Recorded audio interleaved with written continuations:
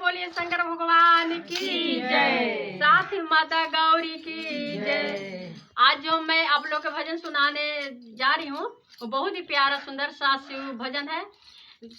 ठंड के बारे में है। देखिए ठंड कितना गिर रहा है। हम लोग साल स्वेटर के साथ में सब से लोग बैठे हुए हैं और भोले बाबा मेरे पर्वत पहाड़ पर बैठे हुए हैं। इनको कितना ठंडा लगता होगा।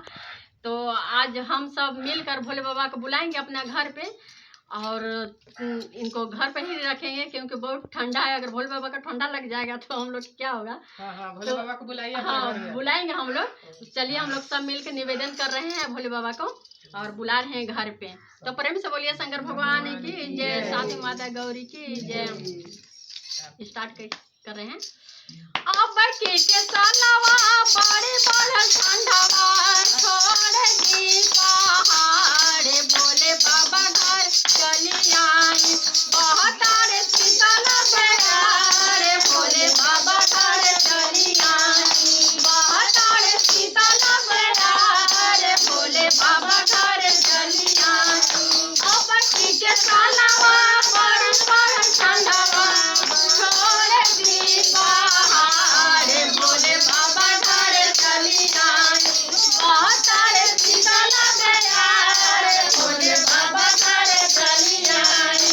बहतारे शीतल बेड़ारे भोले बाबा घर चली आई। नाही बाटे घरवा नाही बाटे दुआरा रहेला पहाड़ भोले बाबा घर चली आई।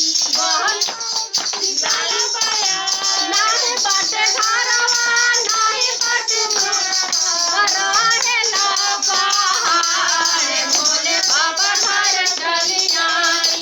बहतारे शीतल बेड़ारे भोले बाबा घर चली आई।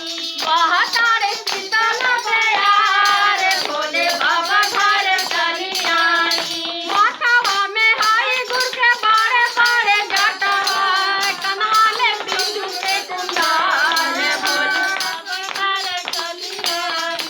माथवा में हाई गुड़ के बड़े बड़े जटवा कनवा में बिंदु के कुंडल भोले बाबा घर चली आई। लग जाई शीतल बेड़ारे भोले बाबा घर चली आई। लग जाई शीतल बेड़ारे भोले बाबा घर चली आई।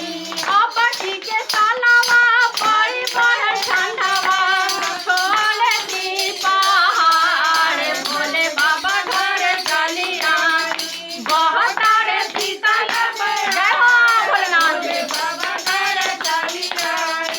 बहतारे शीतल बेड़ारे भोले बाबा घर चली आई। गलवा में हाई गुड़ के नागवा के मालवा देहना लपेटे भभूत भोले बाबा घर चली आई। गलवा में हाई गुड़ के नागवा के मालवा देहना लपेटे भभूत